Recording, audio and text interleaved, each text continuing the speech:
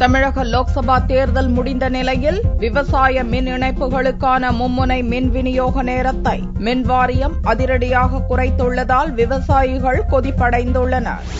தமிழகத்தில் தென்னை, கரும்பு, நெல், வாழை மற்றும் தானியங்கள் என்ற 32 லட்சம் ஹெக்டேர் நிலப்பரப்பில் விவசாயம் நடக்கிறது. இதில் 80% ஆழ்துளை கிணறு மற்றும் நீர்ப்பாசன திட்டத்தில் சாகுபடியாகிறது. இதற்காக 20 லட்சம் மின் இணைப்புகளுக்கு மும்முனை மின்சாரம் வழங்கப்படுகிறது. இந்நிலையில் தற்போது இதற்கான மின் விநியோக அளவு குறைக்கப்பட்டுள்ளது. தேர்தல் சமயத்தில் சீரான மின் விநியோகம் இருந்த நிலையில் தற்போது அதிரடியாக குறைக்கப்பட்டது விவசாயிகளை கொதிப்படைய வைத்துள்ளது.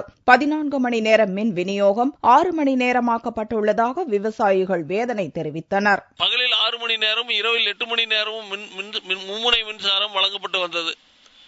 துரதிருஷ்டவசமாக தற்போது 3 மணி நேரம் மட்டுமே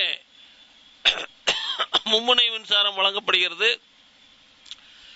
அடுத்த 3 மணி நேரம் கொடுக்கக்கூடிய மின்சாரம் எந்த நேரம் வரும், எந்த நேரம் போகும் என்பது கூட தெரியாத நிலையிலே இன்றைக்கு விவசாயி இருக்கிறான்.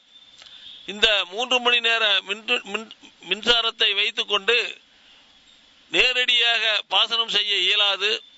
காரணம்னாக்கா வாய்க்கா குடிக்கிற கூட அந்த தண்ணி போய் வத்தி போக அதுக்கப்புறம் கரண்ட் வந்து தண்ணி எடுத்து விட்டாக்கா மறுபடியும் வாய்க்கா குடிக்கிறதுக்கு தான் சரியா இருக்கு.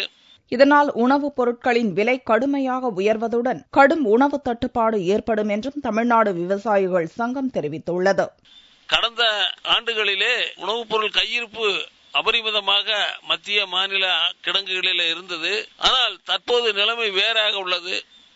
எனவே அவ்வாறு அந்த அரசாங்கத்தினுடைய மின் கொள்கையை மாற்றாவிட்டால் கடுமையான ஒரு உணவு பஞ்சத்தை எதிர்நோக்க வேண்டிய சூழ்நிலை இந்தியாவிலே ஏற்படும் என்பதை நாங்கள் எச்சரிக்கிறோம்.